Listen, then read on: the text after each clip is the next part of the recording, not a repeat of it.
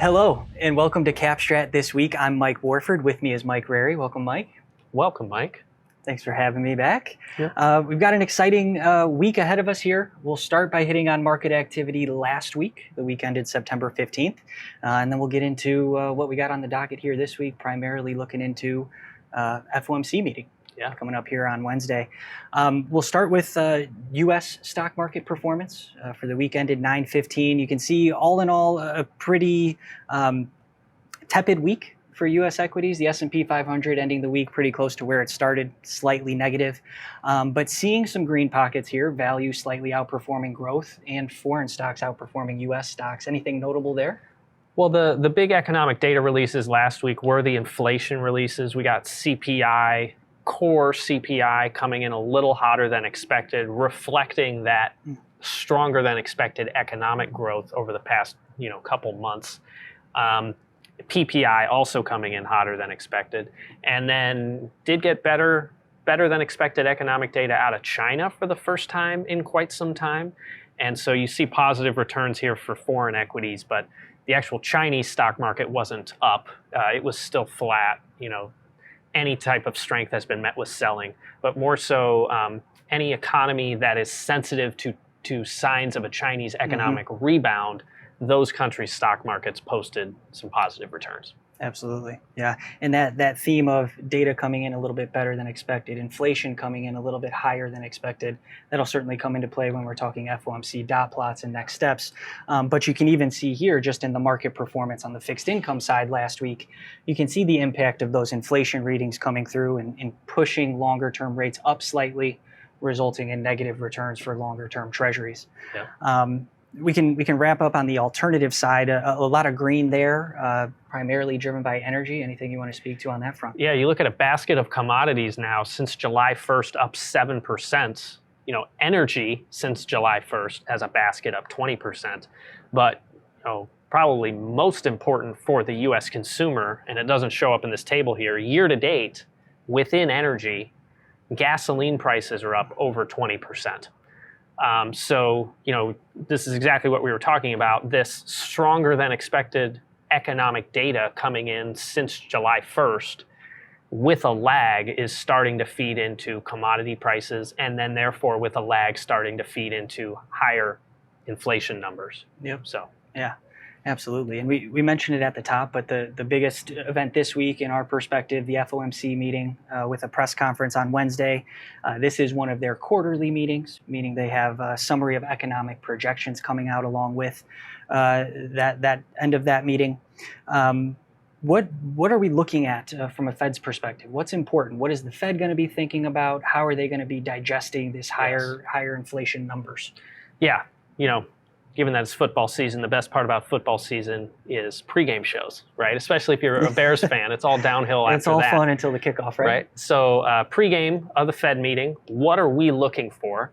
Well, first off, we are not looking for them to hike. Really, nobody is. There's pretty much consensus right now that this will be a skip, and they want to keep a hike on the table, lightly penciled in for the November meeting if they need to, right? So that's the first thing. So that's not going to be too exciting. The actual decision, the rate decision. It's really going to get into the nitty gritty here, looking at the summary of economic projections and the dot plot. So every FOMC member goes out and says where they expect the Fed funds rate to be at the end of 2023, 2024, 2025, and longer term. And what we've put up here, this dark blue line, that's what the Fed said at their last quarterly meeting in mid-June. And the light blue is what the market is currently thinking in terms of the path of the federal funds rate. And you can see there's a bit of a disconnect here. But when the Fed met in June, that was the last time they skipped. But it was a hawkish skip, which what does that mean? That means they didn't hike at that meeting, but they penciled in at that point 2 additional rate hikes in this calendar year. Right. And that was viewed as hawkish. You're not going to hike today, but you might hike later. Then, of course, they hiked in July. Here we are in September, they skip. And then they still have 1 rate hike penciled in for this year. Yep. In our view, what's most likely to happen is they'll leave that hike penciled in for later this year, probably at the November meeting. that keeps them on this pace of every other Right. for now, they're going to want to do that, leave that hike out there, because the economic data has been coming in hotter than expected, and now inflation is picking up a little bit again. So we don't see any reason why they would want to take that hike away. Right. If anything, they might want to pencil in another half of a hike. Let the market know, hey, we're not hiking today, but we are, we understand the data and we have the ability to hike more if necessary. Yep. So that'd be the first thing we'd be looking at. In our view, they're probably not going to pencil in more hikes this year. They'll leave that extra one on the table. And then what you're likely to see is bringing up the 2024 projection, which might then pull up the 2025 projection. Right now the Fed is saying that, from the end of this year through the end of 2024, they would cut by 1%. We think, given the economic data that's transpired since their last projections in mid-June, they're going to want to bring those numbers up to show exactly what Jerome Powell said at Jackson Hole, that their primary goal is to bring inflation down to their 2% target. You need to show me that by penciling in higher for longer interest rates. Yep. Yeah, and that theme you can see here in the light blue line, Fed funds future, market expectations for the Fed funds rate in the future. You can see that theme from Powell this week would be in line with market expectations. The Fed dot plot in 2025 is about 1% lower than Fed funds futures. So that seems like that would be digested relatively well by the market. What could Jay Powell and the FOMC say to surprise markets, maybe to the hawkish side? Right. If they want to come out hawkishly, they could hike at this meeting. That would be the biggest surprise, right? More so, if they want to surprise hawkishly, what they could do is pencil in another half a hike for this year. That means, hey, we're going to go in November. We might go in December. December's a live meeting. That would be really interesting because we're at this every other pace. Yep. And if they pencil in an additional half a hike and say December, they might hike. Well, now are we going back to every meeting? Are we hiking? That would be a huge change, right? Yeah. Everybody's on board with this every other meeting hike to go back to every meeting. That would be tough to swallow, right? And then probably the biggest hawkish surprise would be if this longer term number came up. If you really wanted to cement higher for longer Fed funds rates, short-term interest rates, that's what you would do. Move that up to 2.75. See what happens to long-term bond yields. See what happens to mortgage rates, right? They would definitely come up. Yeah. So that's how they could surprise hawkishly. And then, of course, how could they surprise dovishly? And by the way, any of that hawkish surprise, we think that would be difficult for the market, for the equity market in particular, especially because we've definitely lost momentum here. Yeah. Especially in August the and more September. near term those changes are. If they were to hike this week, that would be a significant surprise. That would be big. And then if they wanted to surprise dovishly, they take this hike for this year out. And that would then probably drag down by approximately 0.25% the 2024, 2025 numbers. You just say we're done. Yeah. And we're still up. We're still open to cutting 1% next year. That would be all they would have to do. I don't think they're going to be able to pull that off, once again, given how strong the economic data has been relative to expectations, and then the inflation data now ticking, headline CPI year over year coming back up. Right. Which we'll look at later. It'd be an interesting time to get dovish after it what would we've be been through this year. You would question their entire reaction function. Yeah. I don't understand. You're following the data. All the data that's come out should suggest you should be more hawkish, but here you are surprising dovishly. Yeah. That would be very interesting. I mean, people would buy stocks, but maybe not It'd for be a great difficult reason. to understand, Yeah, right? yeah.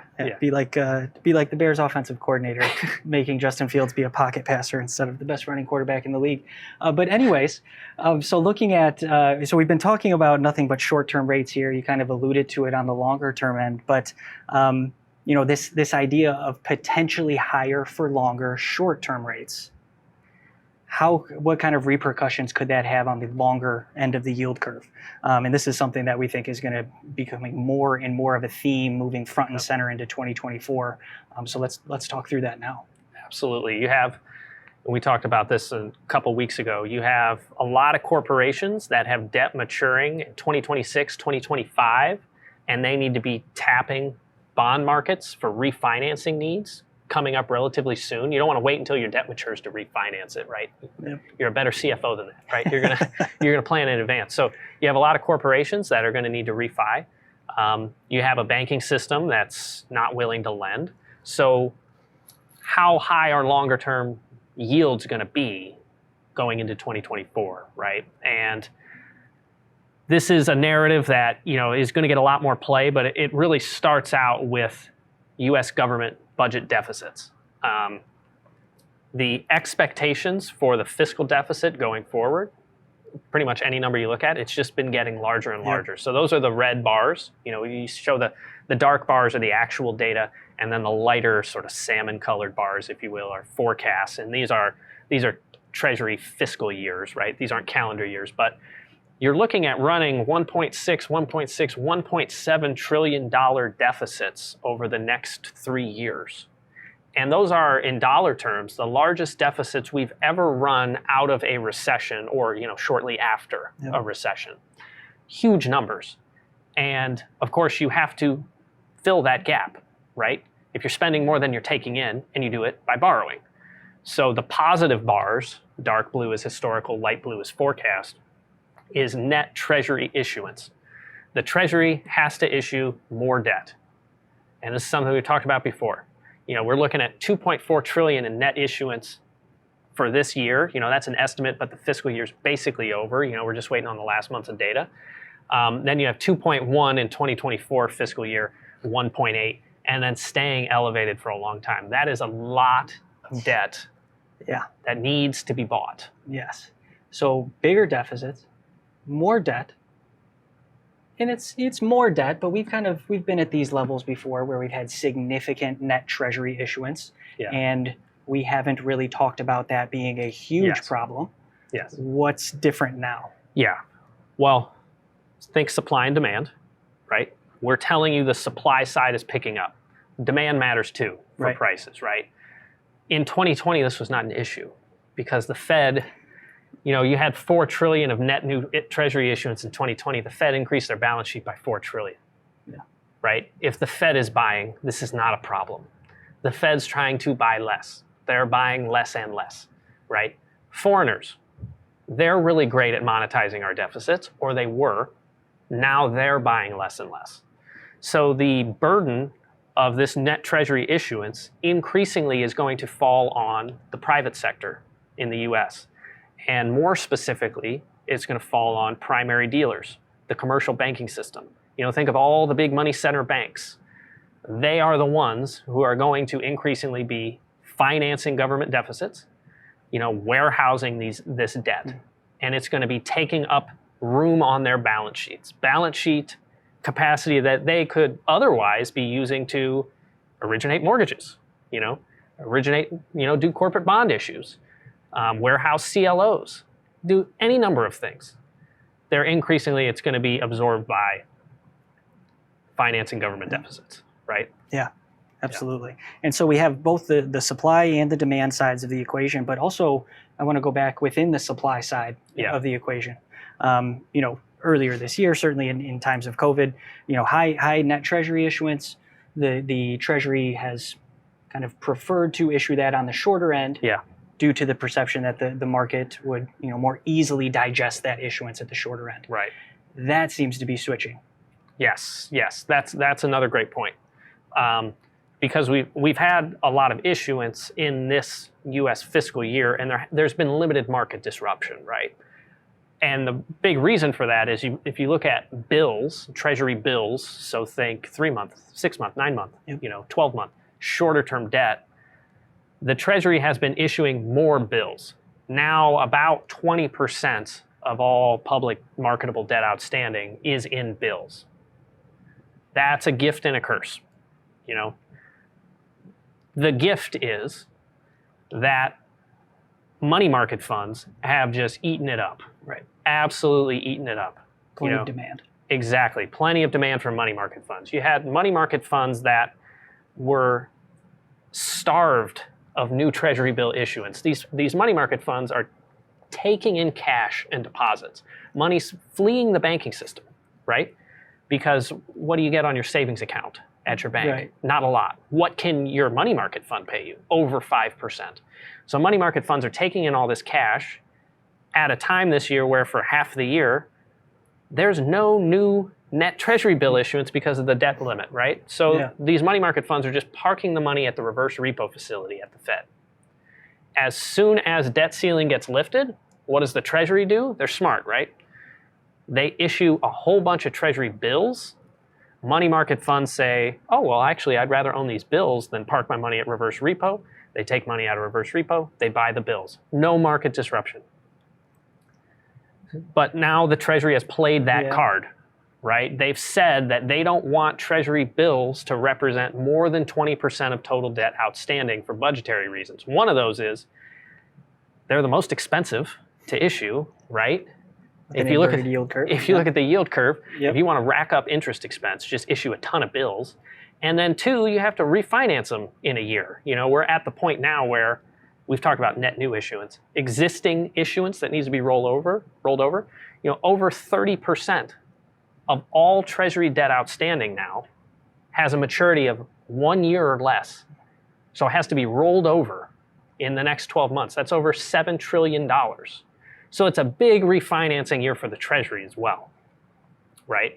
But increasingly what this means is going forward, the Treasury is not going to be issuing as many bills. They're going to be issuing longer term debt. 2s, 5s, 7s, 10s, 20s, 30s. Okay? Completely different animal. One, because as you said earlier, now you're talking about supply and demand of longer term debt. You're talking about the supply and demand of the 30-year government bond. Yep. Well, what trades off of 30 government bond yield, 30-year government bond yields? Mortgages, right? If we see persistent upward supply pressures on a 30-year Treasury, that's going to put persistent upward pressure on 30-year fixed rate mortgages, which is going to continue to sort of freeze the housing market, right? Who else issues at 5s and 10s? Corporations. So if you see persistent upward pressure on 5 and 10-year Treasuries, who's going to have to eat higher interest costs because of that? Corporations that are going to refinance. And the last piece is you just stuff the bank balance sheets, right? At auction, who's going to be taking down these new 2s, 5s, 7s, 10s? It's the banks. And they have to pay for it somehow, right? Yep. So that's sort of the last piece of this. The unique part about Treasury coupon issuance, longer term debt, is the banks have to buy it at auction. And when they do, they spend down reserves. Bank reserves are very important because bank reserves are what the banks use to make loans. And if they have all of their bank reserves or too much of their bank reserves tied up financing government deficits, they are not going to take those bank reserves and extend that loan, that commercial real estate loan, right? Yep. They're not going to extend that mortgage. So credit continues to slow. So, you know, in this chart, we show bank reserves, excess bank reserves. And if you want to annotate, you know, what happened in 2022, the big decrease in bank reserves, and markets and the economy felt that, right? That's what happens when the Fed hikes interest rates. That wasn't necessarily this Treasury issuance phenomenon. That was just a rate hike cycle. When the Fed is hiking interest rates, they're actually sucking reserves out of the banking system. Then the Fed slows rate hikes and you get a debt limit, debt ceiling. So there's not a lot of new issuance, reserves go sideways. But now here we are again, even if the Fed is done hiking, the Treasury with their new issuance is going to be sucking reserves out of the banking system at a time when the economy, you know, as we go into next year, will probably be in a much more vulnerable state. Credit markets, commercial real estate, corporations, all looking to refi. And this could be tough. Yeah. This could be tough for them. Yeah.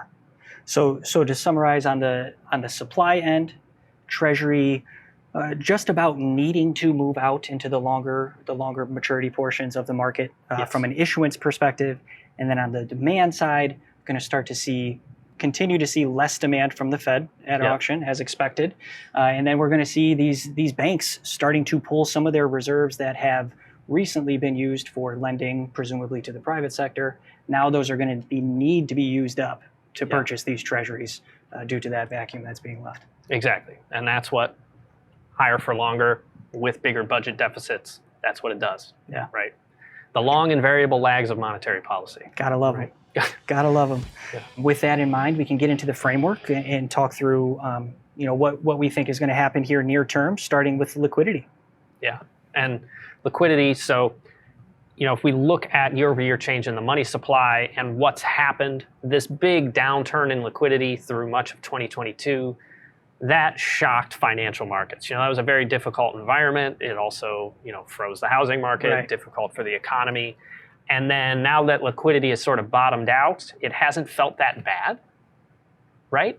Because of these dynamics we talked about. Everybody pushed out their maturities. There wasn't a lot of new Treasury issuance because of the debt ceiling, so on and so forth.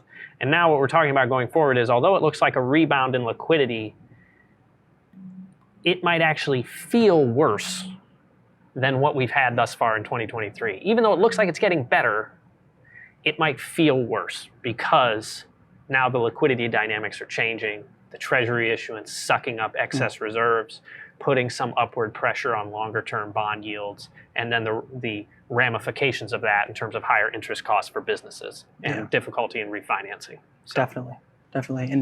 And then from an inflation perspective, we talked a bit earlier about the slightly hotter than expected readings. Our forecasts here, relatively sideways for the forecast time horizon. Yeah. For a while there, we had them all coming down pretty sharply, and now this economic data has been a little better than expected, which we'll show on the next slide, really going sideways for the rest of the year for headline, and then also pretty much for the rest of the year for core CPI going sideways. So this will be top of mind for the Fed. Yeah. And then as far as economic growth goes, anything exciting to report on this front? Well, what's interesting is, as we look at that Q3 figure, retail sales last week came in a little better than expected. But the Atlanta Fed GDP nowcast for Q3 actually came down a little bit. So, it just goes to show you that 5% figure for Q3 that Atlanta Fed GDP now is tracking, it seems unsustainably hot. We're going to need to see the data keep coming in really hot in order to keep that number high. And also, you can see the consensus number for Q3 is 2%. So there's plenty of room for that number to come down. Right. And so we still see low and falling, plus then you factor in student loans are going to have to be repaid, excess savings are depleted, higher medical costs, so on and so forth. The consumer should be in a much more vulnerable position, much more reliant on wages and income in order to fund their spending as we go into the end of the year. So. Certainly. And then we'll wrap up with the recession signal. Our recession signal remains inactive. We continue to see initial jobless claims coming down slightly. Anything else notable on this front? Yeah, that's probably the biggest thing is initial jobless claims running at 220,000 or so a week. And we had that big pickup in claims in the spring to the point where it pushed us into the yellow, approaching on the brink of activating the labor market signal. And we've just backed up from that. So just speaks to, again, not a lot of hiring, not a lot of firing, and we'll see how long this lasts. Yeah, awesome. Well, that'll be it for CAP STRAT this week with Mike Rarey. I'm Mike Warford. Thank you for joining us. If you have any questions, please feel free to reach out.